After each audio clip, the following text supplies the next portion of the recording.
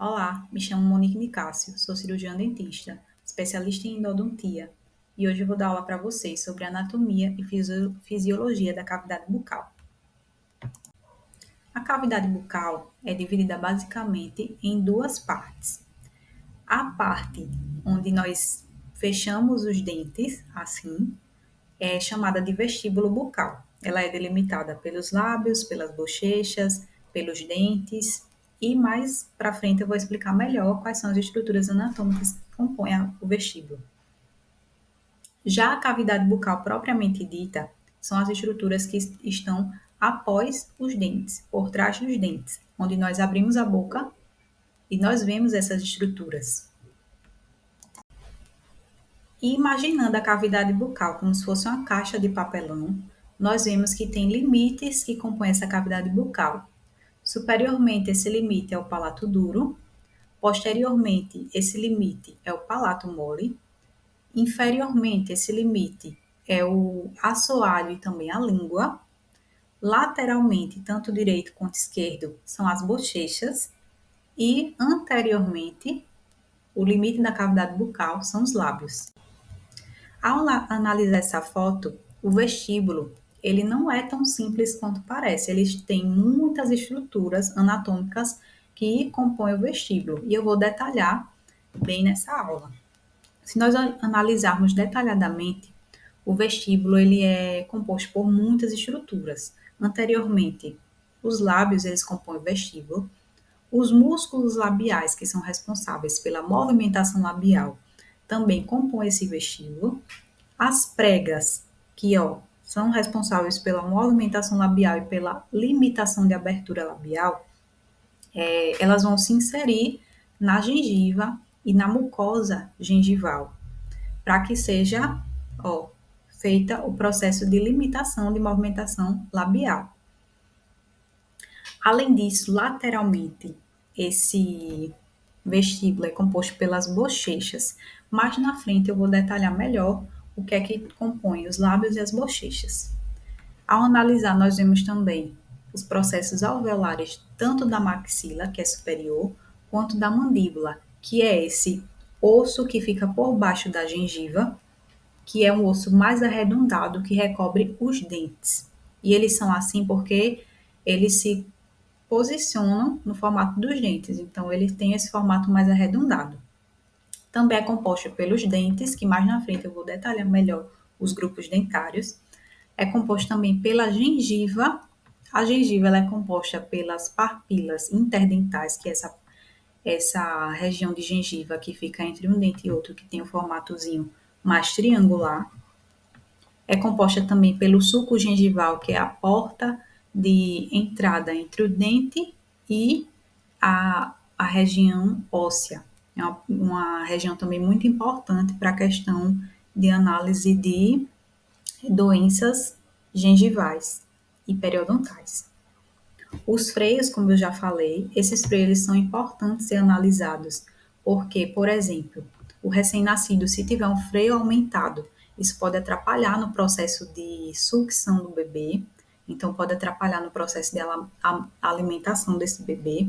Então, o cirurgião dentista precisa avaliar para ver se é preciso ter alguma intervenção cirúrgica nesse processo de freio. Esse freio ele também pode atrapalhar no processo de adaptação de prótese, então talvez precise também ser feita uma adaptação ou na prótese ou no freio, isso o cirurgião dentista também vai avaliar. E também é composta pela junção mucogengival, que é essa junção entre a gengiva e a mucosa que está por trás dos lábios. E a junção mucogengival e a gengiva é chamada de fórnice.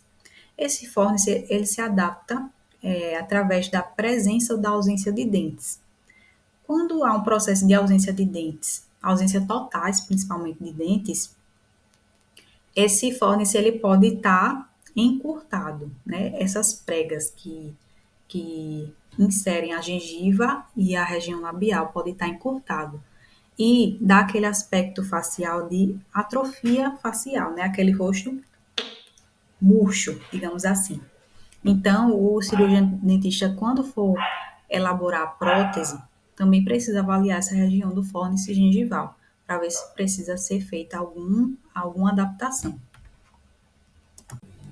Falando um pouco sobre os dentes. Os dentes eles são compostos basicamente em dois grupos dentais. O grupo de dentes anteriores, que é formado pelos incisivos centrais, incisivos laterais e caninos, e esses dentes eles têm basicamente a função de cortar os alimentos, e também composta pelo grupo de dentes posteriores, que são os premolares e molares. Esses dentes eles têm a função importantíssima de triturar os alimentos.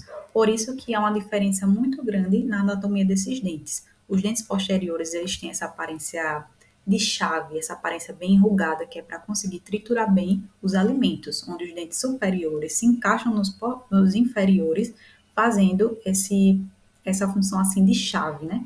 Essa chave onde vai conseguir triturar bem os alimentos. Os dentes anteriores também são muito importantes na fala, onde ele vai delimitar a língua para a pessoa conseguir falar adequadamente. Por isso que pessoas que têm ausência de dentes anteriores, elas falam meio que soprando, né? Porque não tem esses dentes para delimitar essa fala. Agora eu vou explicar um pouco melhor sobre as estruturas anatômicas que compõem os limites da cavidade bucal.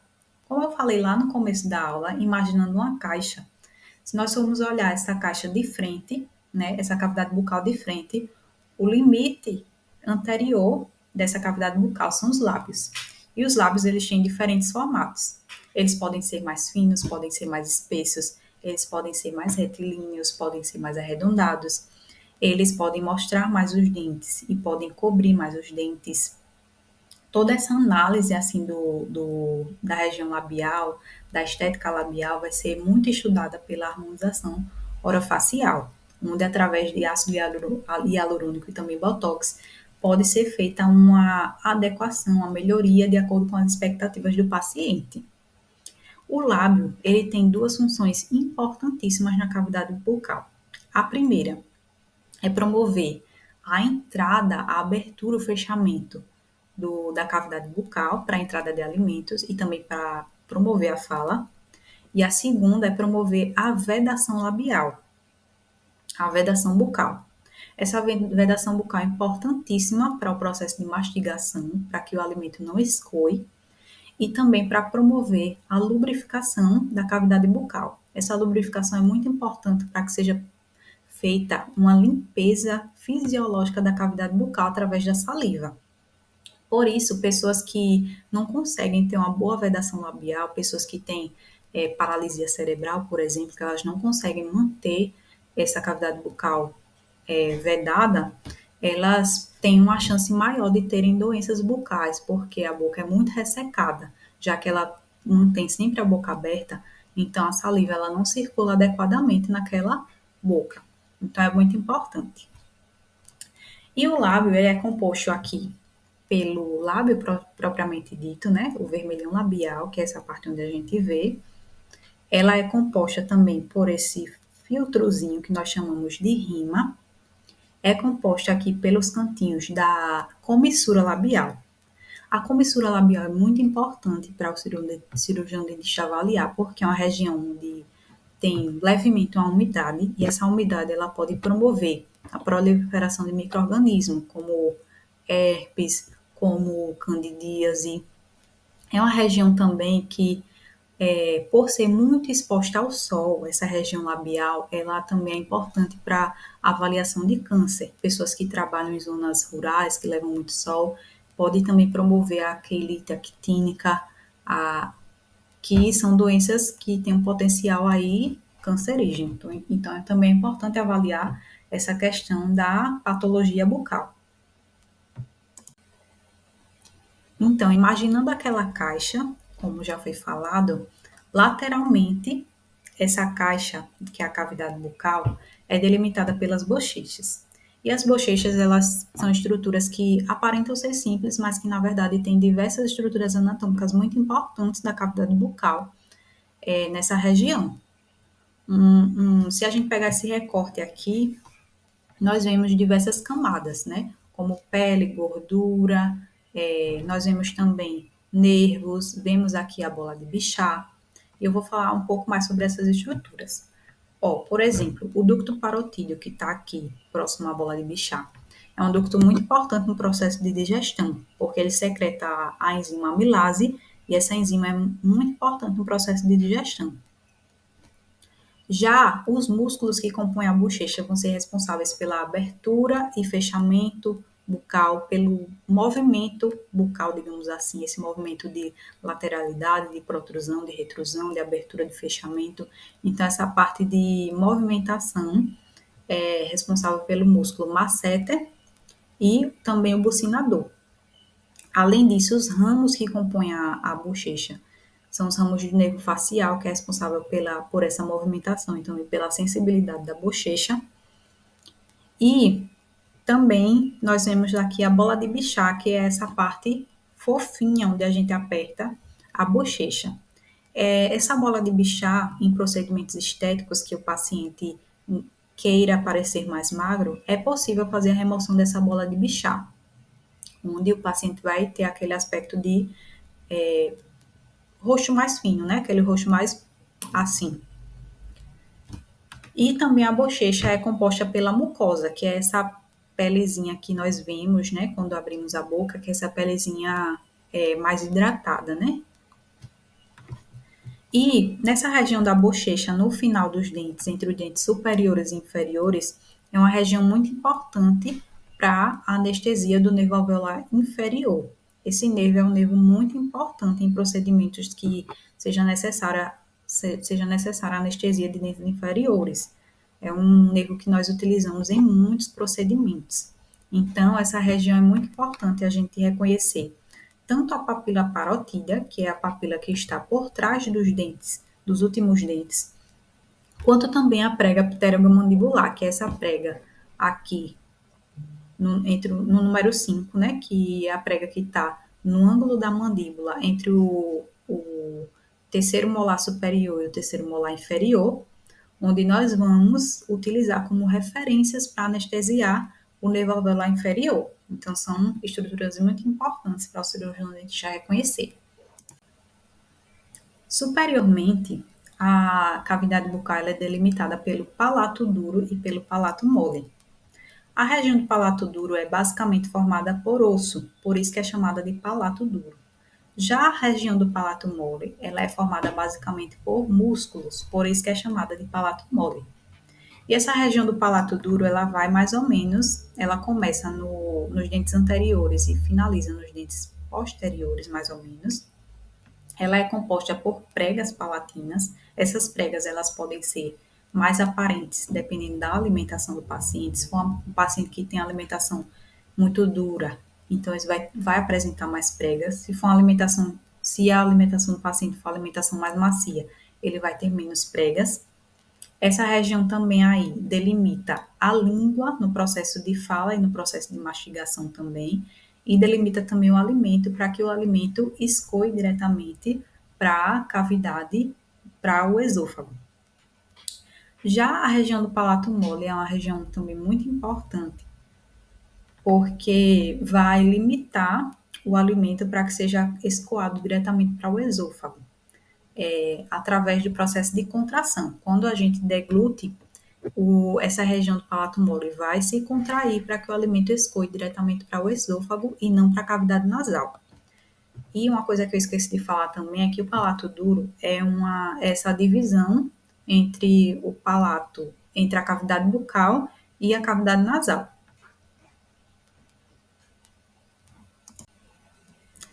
Inferiormente, a cavidade bucal é delimitada pelo assoalho. E o assoalho ele é formado basicamente pela língua e pelas estruturas que estão abaixo da língua. A língua ela é muito importante na cavidade bucal, uma das estruturas mais importantes. Por quê? A língua ela é um músculo que vai ser responsável por ajudar no processo de mastigação, no processo de fala, de articulação da fala, no processo de digestão também, que vai ter a secreção de saliva e de outras enzimas responsáveis pela mastigação.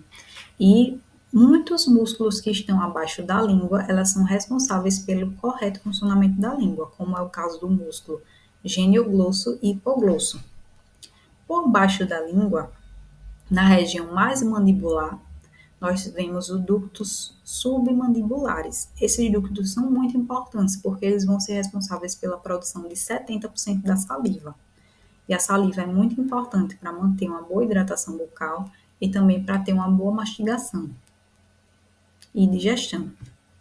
Já abaixo da língua, como nós podemos ver aqui, nessa região de véu lingual, nós vemos também os ductos sublinguais. Eles são responsáveis por apenas 5% da produção de saliva, mas também são muito importantes. Nós vemos também essa região do freio lingual. Esse freio, como o nome já diz, ele é responsável por delimitar a movimentação da língua, que é responsável pela articulação da fala, pela mastigação. Esse freio, se estiver muito aumentado em recém-nascidos, ele não vai promover uma boa sucção fisiológica. E se for em adultos que tiver aumentado, a fala vai estar prejudicada, onde nós chamamos de aquela fala com língua presa, né, digamos assim. E o cirurgião dentista já pode intervir nesses casos fazendo um procedimento cirúrgico, né, que é um recorte nessa língua, para que o paciente posicione bem a sua língua nesses processos. E aqui seguem as referências utilizadas para a elaboração da aula. E qualquer dúvida, eu me ponho à disposição para tirar as dúvidas de vocês. Então, a aula foi